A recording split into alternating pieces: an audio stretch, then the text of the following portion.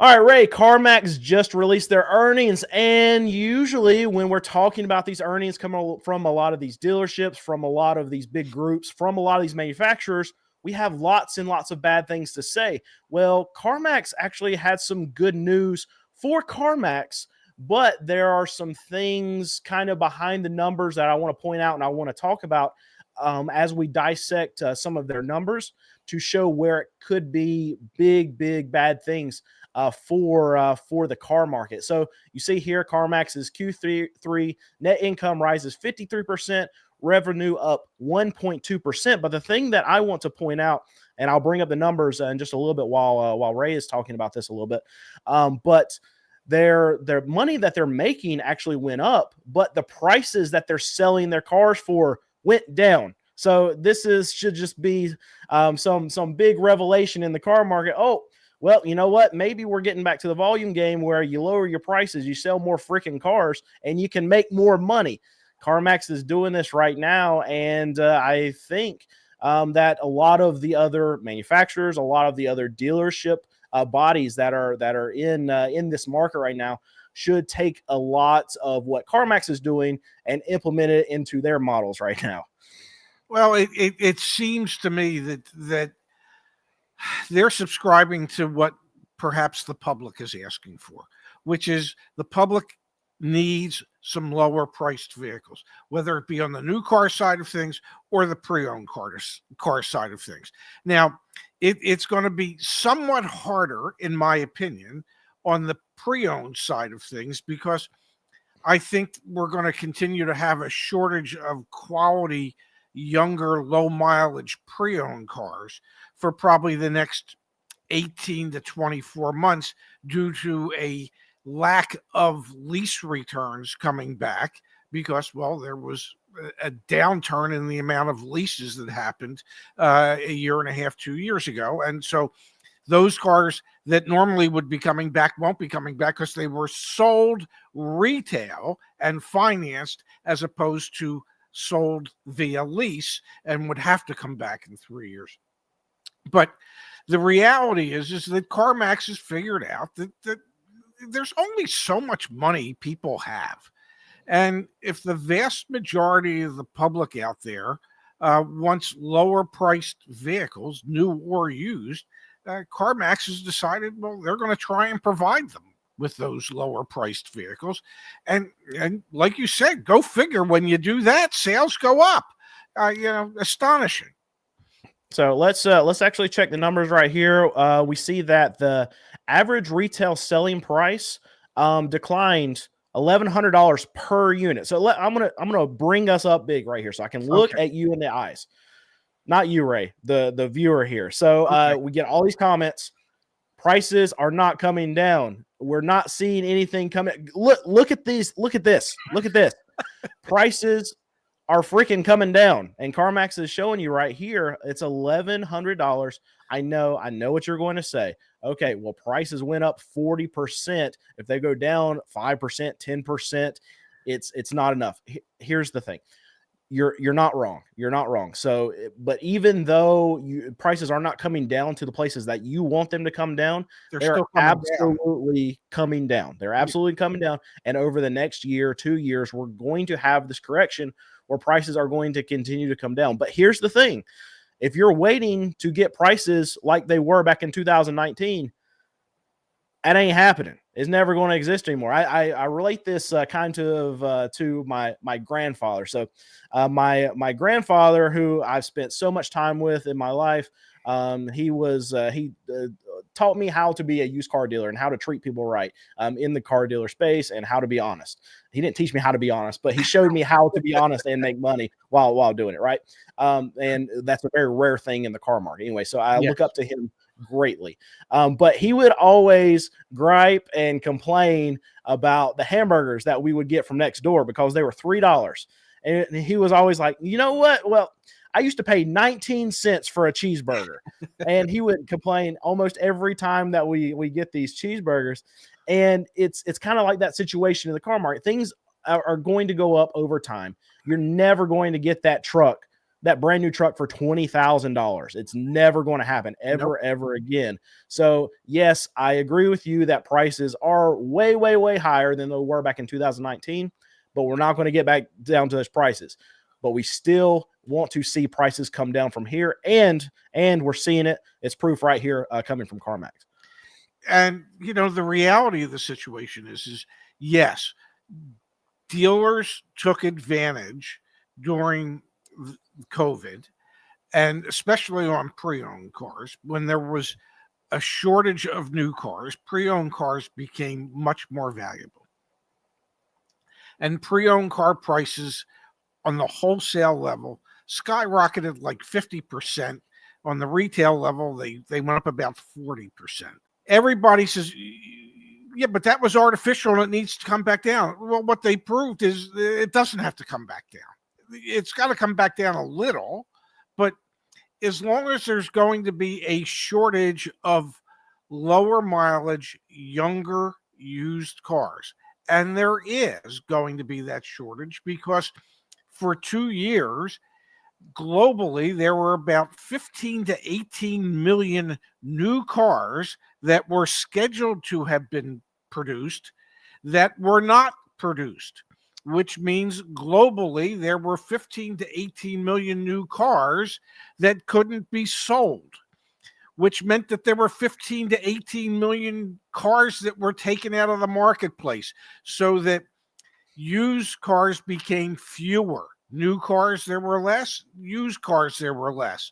So the values of both went up because of supply and demand. Now, supply on the new car side is coming back to close to pre-pandemic levels. Supply on the used car side, however, is not and will not. And as I said before, the primary driver of that is there is a huge shortage of lease returns. During COVID, people had leases, and when their leases were up, it was one of the few times in history where their vehicles had a market value probably 30 to 35%, in many cases 40% greater than the residual value. So people bought their cars because they were buying them at a discount. So those cars never made it back to the market. And then, for whatever reason, manufacturers abandoned leasing when there was a shortage of cars. And leasing used to make up about 33 to 35% of all cars sold. It dropped down to about 16, 17%. Well, suddenly you don't have an influx of lease returns coming back at all. So this shortage of lease returns is going to continue for another 12 to 24 months. It's just, unfortunately, it's just that simple. So as long as there's going to be a shortage of quality used cars, those prices are still going to remain somewhat higher than they normally would, but they are, at least to a certain degree, coming down. And like Brandon said, they ain't never coming back down to 2019 prices. That part's not happening.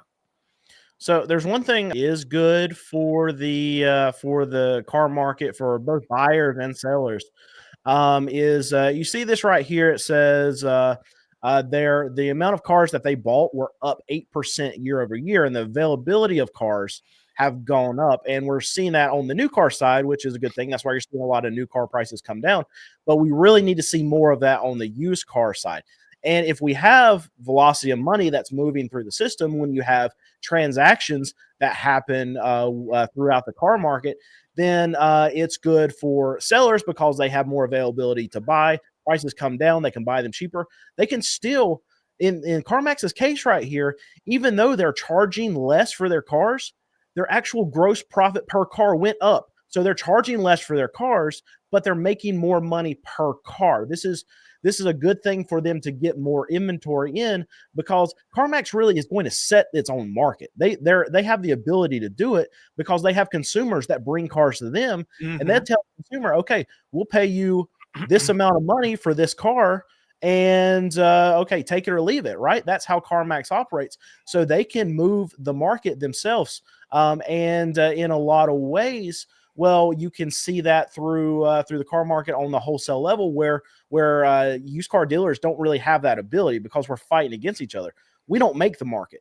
CarMax can make the market, so we can see movements in CarMax's pricing to tell us where the market's going. Because I can tell you, they've got people that make way more money than me. They have way more data than I do. They know where the market's going well before I do, and they can adjust their prices accordingly.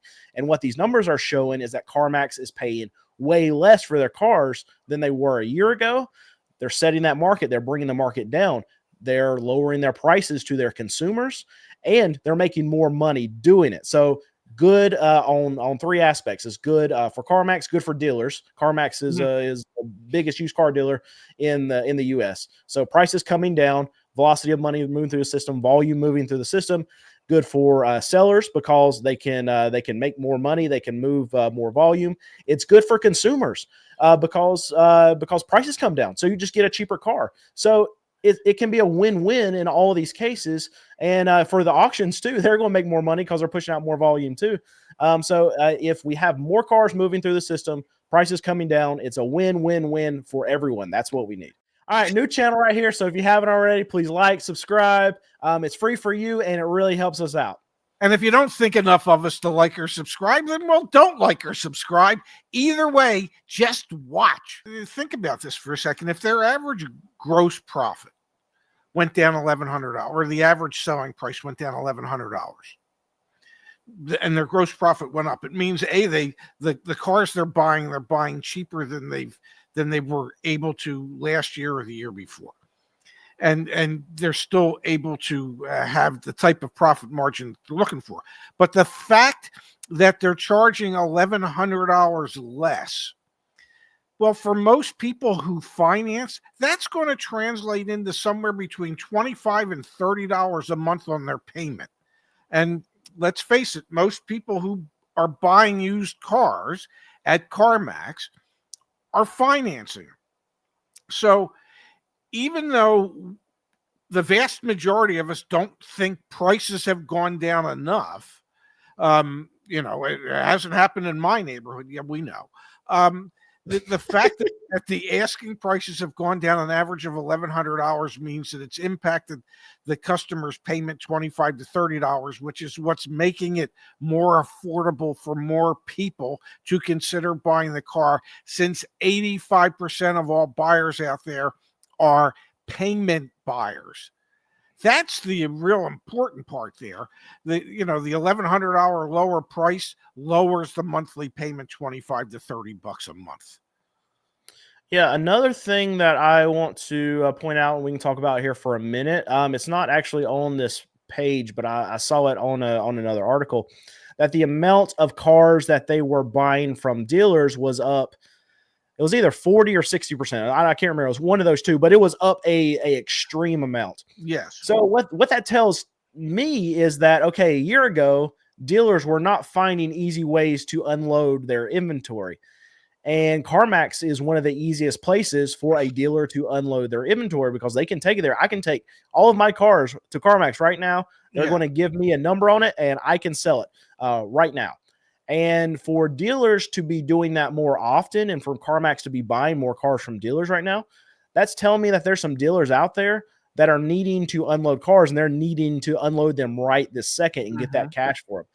And 12 months ago, they didn't have to do that. They were holding on to their cars and they were selling them to their customers. But right now, I guess their prices are too high where they can't sell them to their customers. So they're having to make some fast money. The reason why a dealer would have to make some fast money is because their floor plans are coming due. They have interest payments. They have to keep all of that current so they can keep their floor plan and keep it at the rate that they are currently having it. So in a lot of these dealers, they live paycheck to paycheck. And when I mean paycheck to paycheck, it means they can't pay their debts until they sell cars. Well, if you stop selling cars, you can't pay your debts. Well, you're in trouble. So they have to come up with some quick cash. CarMax is a way to do that. And that's what I think is happening with that number. It could very well be. I have a question for you because I didn't see the article. I didn't look at the article. I apologize.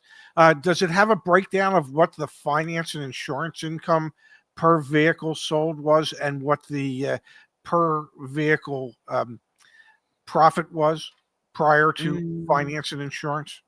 I know that the gross profit was yeah, here's there's gross profit right here. Because I think in the past it's been somewhere around 2,200 to 2,300 bucks. Yeah, 2277. Was last year.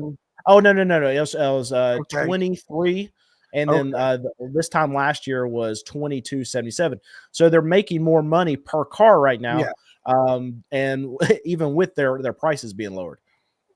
Okay. And do the even their wholesale profits went up. Yep. Yep. And that's actually a surprising number to me because I would think from what I'm seeing at auctions right now is that dealers are, you know what, it could still work where the amount that they're getting per vehicle at the auction is still way less. And that's what I'm saying at the auction, that prices have come down like crazy at the Yeah. auction. But it could be just an element that CarMax is buying their cars so right now. They're only giving consumers money when they know that they're stealing these cars. Hmm. And that might be a tell on the consumer too right now that CarMax is offering so much less for these cars, but the consumer is still saying yes because they need that cash. Absolutely. I would really be curious as to what their finance profit is per vehicle if it's in the article anywhere. I think in the Yeah. past it ran somewhere around the same 23 to $2,500, somewhere in that range. And the thing I wanted to say about that is when you look at CarMax, and they are the largest used car dealer in the country. Okay. And their average gross profit is $2,306 per used car sold. And I know there are people who get mad at me because I question how Carvana accounts for their profits. But Carvana's profits per used car was 3 times that. And I don't know how that can be. Maybe Carvana books certain things as profit that aren't profit yet, but will be. I don't know. But I would suspect that CarMax's F&I profit is probably somewhere between 23 and $2,500. So let's say front and back, they're making about $4,600 per car sold. That's pretty good. You could stay in business a long time, selling 250,000 cars a quarter, making $4,600 per car sold. I would think, and you still have enough money left over to build more facilities because I know 12 miles up the road from where I live, a brand new CarMax facility just opened up. So, Yeah, that store that I go to that's in Charlotte is a distributor store, and uh-huh. they are absolutely jam packed with cars. And I wonder if it's a thing too of them getting ready for tax time. Because I know that's like I sell cars that are $5,000 and under. That's our golden time, right? Because people can come in Sure. and they get that $3,500, $4,500 back in their tax refund, and they come and buy a car from me. That's the most money that they're going to have in their hand all year round. And for CarMax, they're not going to be able to go and buy a $4,500 car from Exactly. CarMax.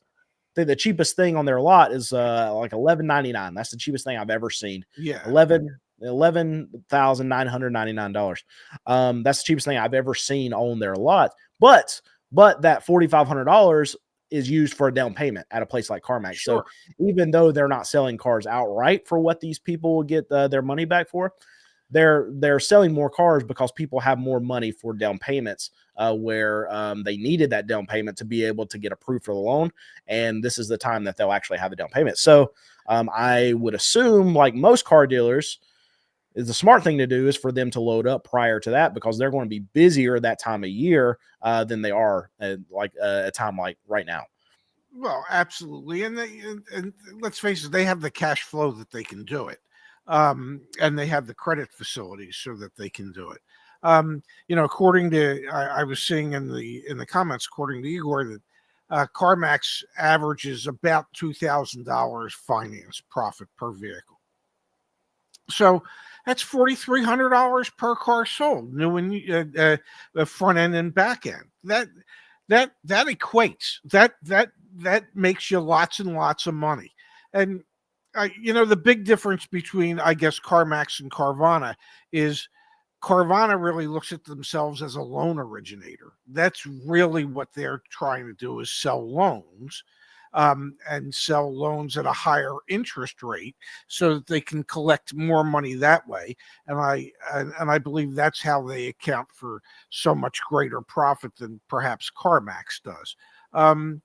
But yeah, I think every automobile dealership out there, every franchise new car dealer out there would love to be able to average front and back $4,300 per used car sold. I mean, that would be phenomenal. Yeah, and check out this amount of inventory when we went there. They had cars parked like sideways in front of other cars. See that whole row? Yeah. Let's see here. Yep. Yeah, right there. So Oh you my go. goodness. Yeah, so they are crazy, crazy, crazy stocked right now, and they have been for months. I think a couple of those images, those B-roll images, Yes. we had from a prior time that we went to. So it was like 3 months ago that they were stacked that much, and then even so, this last trip I went there just a couple weeks ago, they had like you had to move 7 or 8 cars just to get one car out. So I hope that's in preparation for tax time. Or I mean, it could be that they're just rolling right now, as we can see from these earnings, and they're just buying as many cars as they can. Now, the store I went to it's a distributor store. I Yeah. hope it's a distributor store, because of how many cars they have actually sitting on their lots is crazy. So they don't necessarily subscribe to the theory of stacking them deep and selling them cheap, but they are subscribing to the theory of stacking them deep and selling them a little bit cheaper than they did last year. One thing I did notice that there was a RAV4 that was a 2024 that was there, and it had 20,000 miles on it. And I looked at the price that CarMax was selling it for, and then I looked up a brand new one in the same trim level in a Toyota dealership that was near that store. And the Toyota dealership was selling the brand new one for cheaper than CarMax was selling the one with 20,000 miles on it. And that never makes sense to me. And I always show that whenever I'm at a CarMax. But it might not make sense to you. The reason it makes sense to the customer that ultimately buys it and pays too much is because it was a no hassle, no haggle experience. They didn't have to go to the Toyota store that was advertising that vehicle for less than that pre-owned one, and then find out that there was another $3,000 in dealer installed accessories and another $3,000 in a mandated protection package that the dealer wouldn't sell. They didn't have to go through any of the aggravation that is normally associated with buying a car. And so they could just go to CarMax. They knew what the price was. They knew they were going to overpay, but they could be in and out in an hour, as opposed to spending a day batting their heads against the wall at that Toyota dealership. Well, the other element that could come into play is that, okay, maybe they can get approved at CarMax, but they can't go to a Toyota dealership and get approved. This is one of the things that I pointed out in this video too, is because you can go to CarMax. CarMax is a glorified buy here, pay here dealer, right? Yeah. They hold a lot of their own notes. Yeah. They write a lot of their own loans, is what that means. And a customer with subpar credit, what I saw on their sticker, they're paying 23% interest on one of those used cars. But the customer that has to pay that 23% interest, they're not going to Toyota and getting financed through Toyota. They're not going to be able to. They're not going to be able to go to Wells Fargo. They're not going to be able to go to their credit union and get a loan for that car. But they can go to CarMax and they can get that loan for that car. And that is one of the reasons why CarMax can charge over MSRP for one of those Toyota RAV4s that's used and it's got 20,000 miles, and a consumer will pay it. Well, and that's what makes CarMax and Carvana both successful, is the sense that they, in many cases, they write their own loans. They control that, and they write their loans at higher than average interest rates, and they'll write them for people that might not qualify somewhere else. So even though the people know that they might be paying too much, they know that they can get approved, and they don't care that they're paying too much because they got approved for a loan, and that's all that mattered to them. So yeah, God bless them. I mean, CarMax has been around for what, like 35 years. Hard to imagine that they started as, that was a subsidiary of Circuit City. CarMax is still around, and Circuit City is long gone. You're still coughing. We got to get I'm you coughing. some. That means the end of that topic. Hit that like button, hit the subscribe button. Tell every living person you know that they need to subscribe to Car Sense with Brandon and Ray.